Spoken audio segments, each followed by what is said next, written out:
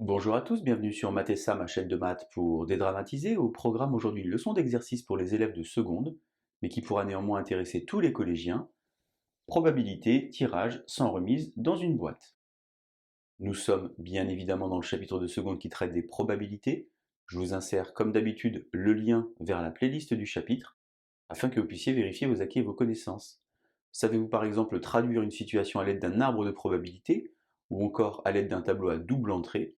Savez-vous calculer les probabilités issues des événements élémentaires? On a donc aujourd'hui un exercice relativement simple, la donnée d'une boîte de chocolat. Dans cette boîte, il y a donc 2 chocolats au lait et 3 chocolats noirs. Je souhaite tirer successivement 2 chocolats de cette boîte sans remise, et j'aimerais donc bien connaître les différentes probabilités, par exemple obtenir 2 chocolats au lait. Si vous êtes suffisamment à l'aise, comme d'habitude, je vous propose donc de mettre la vidéo en pause. Vous allez donc tenter de compléter le tableau préparé pour vous, et on se retrouve évidemment juste après pour la correction.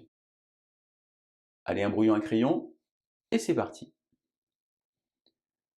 Alors lorsqu'on traite un exercice de mathématiques, et en particulier pour les probabilités, ce qu'il est très important de faire au départ, c'est de modéliser la situation.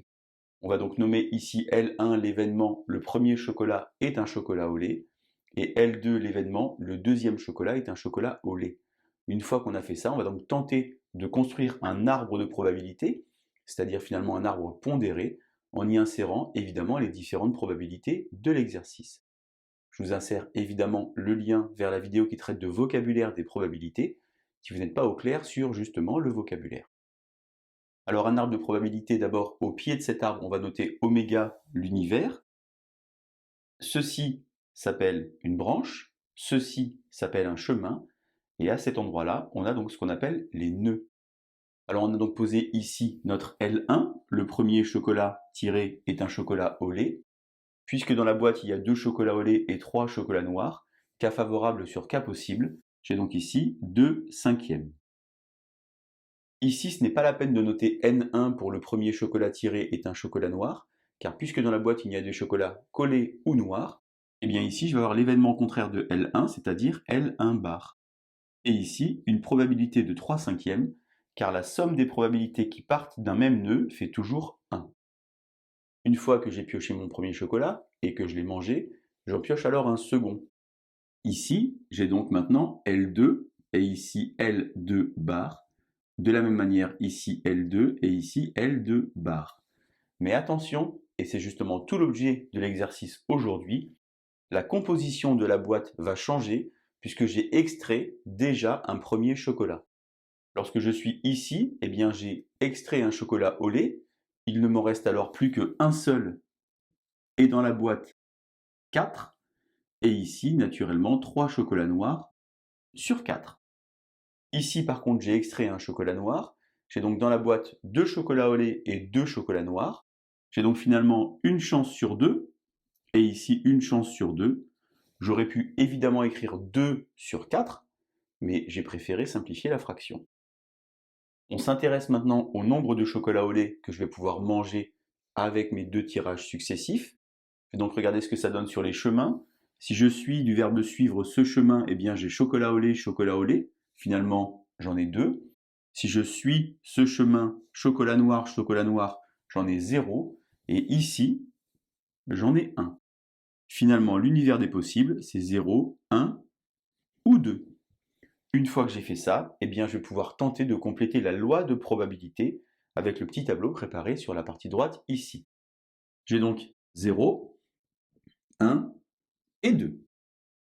Quel est le chemin qui va me conduire à 0 chocolat au lait? Eh bien, c'est L1 bar pour le premier et L2 bar pour le second. Principe multiplicatif, je multiplie les probabilités que je vais rencontrer le long du chemin. 3 cinquièmes fois 1 demi. J'obtiens donc ici 3 dixièmes. Par exemple, pour 2 chocolats au lait, eh bien, cette fois-ci, c'est en haut. 2 cinquièmes fois 1 quart, ce qui va donc me faire 2 vingtièmes, c'est-à-dire en simplifiant 1 dixième. Lorsque je suis arrivé ici, je sais que la somme des probabilités des issues élémentaires, ça fait toujours 1. Donc je peux procéder par une soustraction, puisque j'ai 3 dixièmes plus 1 dixième, ça fait donc 4 dixièmes, et obtenir ici 6 dixièmes. Je pourrais simplifier et écrire 3 cinquièmes. Je pense que ce n'est pas une bonne idée, il vaut mieux garder toutes les probabilités sous le même dénominateur, et facilement on peut se rendre compte que la somme fait bien 1. Si vous n'aviez pas forcément confiance en vous et vous préfériez recalculer, pour atteindre un chocolat au lait, c'est ce chemin, lait puis noir, ou bien noir puis lait. 2 cinquièmes fois 3 quarts, 3 cinquièmes fois 1 demi, et j'obtiens évidemment 6 dixièmes. J'ai donc ici obtenu la loi de probabilité pour ma situation. Je peux maintenant calculer quelques probabilités avec des événements proposés. Soit A, l'événement manger au moins un chocolat au lait. Eh bien, il faut que je regarde quand est-ce que j'ai au moins un, c'est-à-dire 1 ou 2, et finalement ajouter les deux probabilités qui sont ici, 6 et 1, j'obtiens alors 7 dixièmes. Soit B, l'événement manger deux chocolats de la même couleur. Ça veut donc dire soit je mange deux chocolats au lait, le chemin du haut, soit je mange deux chocolats noirs, le chemin du bas. Donc ici, j'ai, je l'ai vu tout à l'heure, 2 cinquièmes fois 1 quart, c'est-à-dire ici 1 dixième, et ici 3 cinquièmes fois 1 demi, c'est-à-dire 3 dixièmes.